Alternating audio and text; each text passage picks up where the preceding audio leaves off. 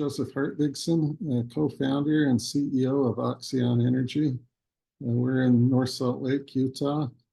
Our team has been together for decades, going back into the late 80s, researching on high temperature solid oxide fuel cells and electrolysis. We were the initial team with the Idaho National Laboratory on the nuclear hydrogen initiative 20 years ago. 10 years ago, we started a project that gained a lot of recognition, which was the Mars Oxygen In-Situ Resource Utilization Experiment, MOXIE, that was aboard the Perseverance Rover. MOXIE successfully completed a 2.5-year mission on Mars last September. The technology that is part of MOXIE is being scaled up for mass production and application for hydrogen production.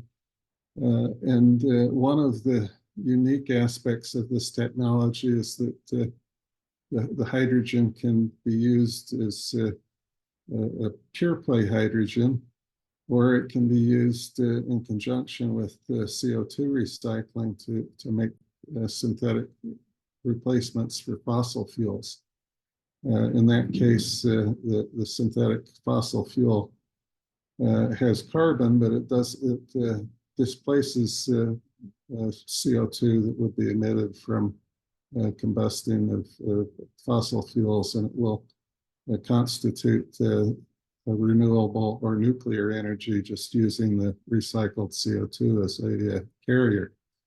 So OxEon is a technology provider and equipment manufacturer in this growing field of sustainable fuels, including hydrogen, and is the vehicle fleet and distribution systems for hydrogen vehicles it develops. We will also use the same technology for these synthetic drop-in fit-for-purpose fuels that accomplish the same objectives of displacing fossil fuels, incorporating nuclear and renewable energy into our transportation infrastructure, as well as into the industrial infrastructure. The industry is a significant consumer or producer of greenhouse gases and consumer of fossil fuels. And this gives a route to apply the nuclear and renewable electric energy into those sectors as well. So we consider the technology we have as a tool for what we term cross-sector energy coupling.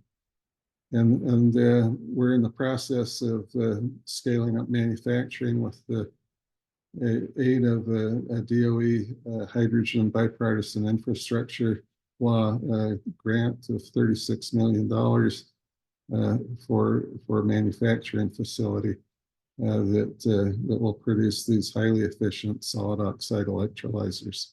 A really exciting opportunity after a lifetime working in large and medium businesses at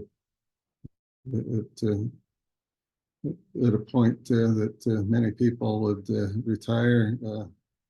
My co-founder, Dr. Longavan, and I, along with Jessica Elwell, decided to start OxEon to continue the work that we've done, the achievement that we made with MOXIE and the previous nuclear hydrogen projects. The challenge, of course, is starting something new. And we started from scratch. We started with no employees and no customers and no facilities and no equipment. But a previous colleague had told me that all we really needed was our contacts, that the lifetime and career of connections and people that knew and trusted our expertise and judgment and commitment to completing work scope that we've done. that gave us all of the different federal agencies that do research have set-asides for small business innovative research grants, SBIRs, and small business technology transfer grants, STTRs, where you work with a research institution to help commercialize their technology.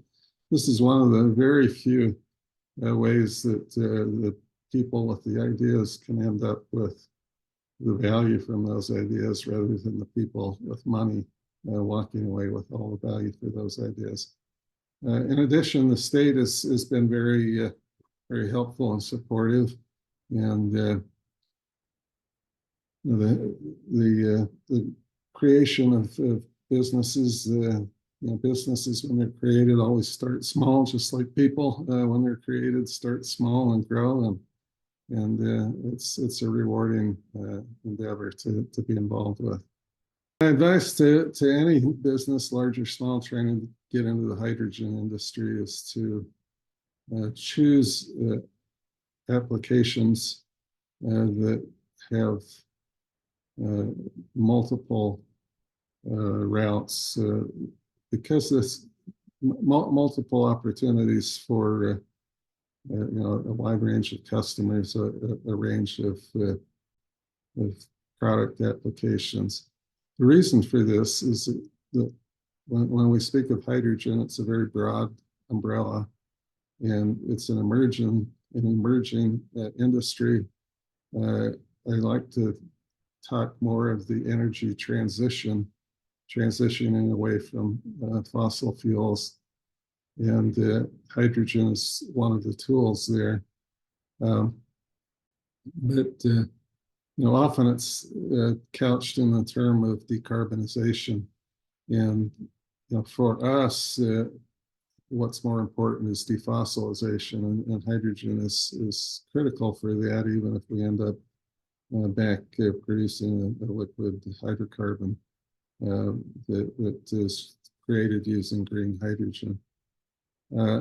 So flexibility, looking at some of the perhaps non-traditional opportunities.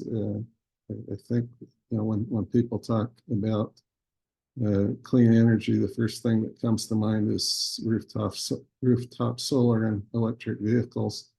But there's so much more in the overall energy infrastructure, and there's so many pieces that need to be converted from fossil infrastructure to a sustainable infrastructure, and hydrogen will play a role in that, and the equipment that's used to produce and process hydrogen will play a role. So my advice is to think broadly, think across the full spectrum of industry, the so-called 4 pillars of civilization, which are steel, cement, plastic, and ammonia.